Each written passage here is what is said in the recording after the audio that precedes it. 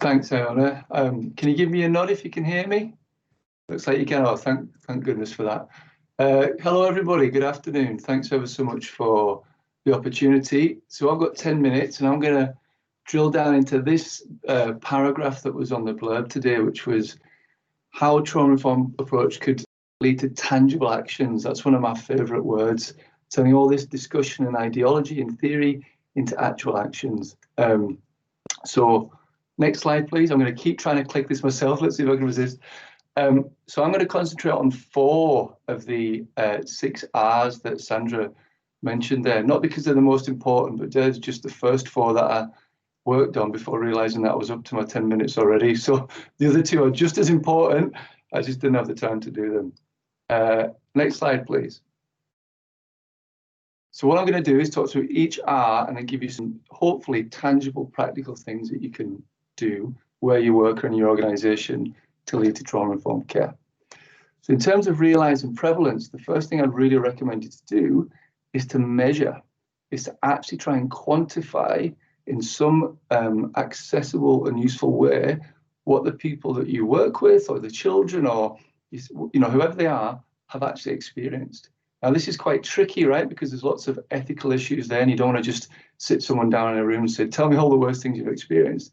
But there's probably data that you already have that can be used to just realize, communicate what people have actually experienced. And some of the research was mentioned at the start of today's seminar already. An example of this is a good 5 or 6 years ago now, we'd heard of this thing that no one else seemed to have called ACEs and thought, I wonder what the ACEs of our children are.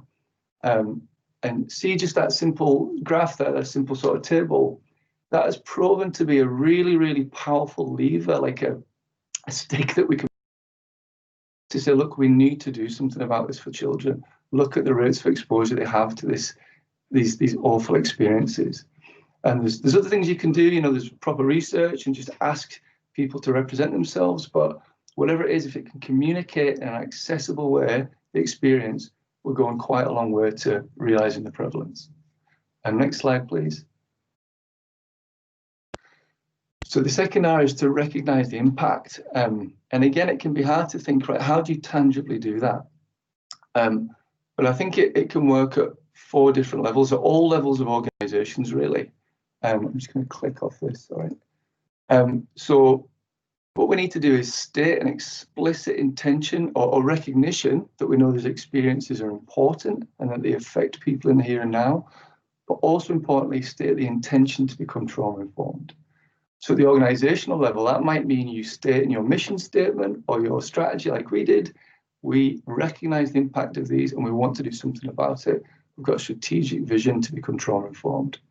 But that can happen at the level of the service, be that a house, a residential house, or a school, or a classroom, or even ourselves as an individual saying, as a practitioner, I recognize this to your colleagues, but also to the people you work with, and I'm going to do something about it. And I think that doing so is really important for the people we work with, but also holds us to account as well and makes that expectation present for others. Next slide, please. So respond's probably the biggest one you could talk about, because this is everything. How do we help people? How do we do something about it?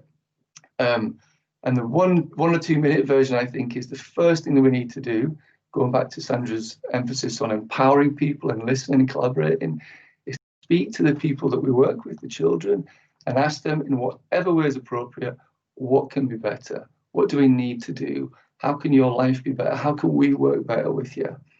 And there's loads of ways you can do that. If the kids are younger, you can use videos and dolls' houses and drawings and everything.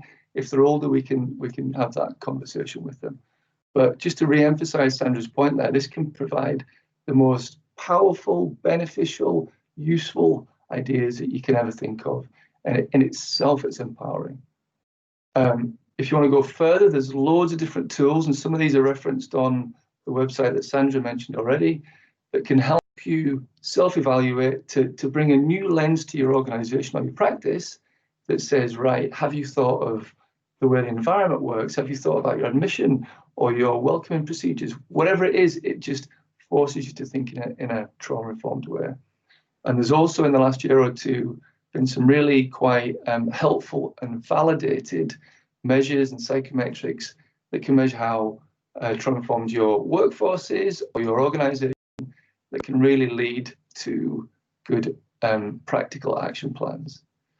In terms of responding, Sandra again has made the point already, but learning is a huge part on this. The training and CPD is a massive part. But I think, you know, we've all gone on training that we forgot immediately afterwards. So it's really important to have that emphasis on implementation afterwards. And what we've found is really useful is to have identified leaders, people whose job this is to keep driving it and implement it. And without that, you know, we risk maybe the status quo. Next slide, please. Yeah, as Sandra said, resisting re-traumatization is really important as well. And I'm going to sound like a broken record here, but again, I think the most powerful way we can try and avoid that is to go to people and say, what would you change about this? What's the worst part of you working or being part of our home or our school or whatever it is, our organization? What would you change? Tell us if you were playing God or whatever, how would things be different? And we've been doing this a long time. There's other initiatives such as the Secure Care Standards that's been looking at this, but things that you would, you know, completely make sense come up all the time. So in my sector, it's searching, it's safely holding, it's restraint, it's transitions, it's having to go to these meetings. All these things are clearly could be much better for children. And by hearing that from the people we work with, the children we work with, some really powerful ideas and a momentum to change them come out. I'll give you an example. So regarding searching and secure care, it's really important to maintain safety. So people want to prevent drugs or weapons entering, but that often means really intrusive and possibly re-traumatizing searches. So through consultation with young people, the idea for an airport scanner came out, which is a phenomenal idea and leads to my next slide, please, which is the need for tenacity, because that idea came out 18 months ago and we still haven't been able to source one. That's in some part due to it costing nearly £200,000, COVID obviously. But the point I'm trying to make is we have not given up on that and we will deliver it. But it illustrates the point that you need tenacity, and sometimes trauma-informed care can be hardest when it's needed most.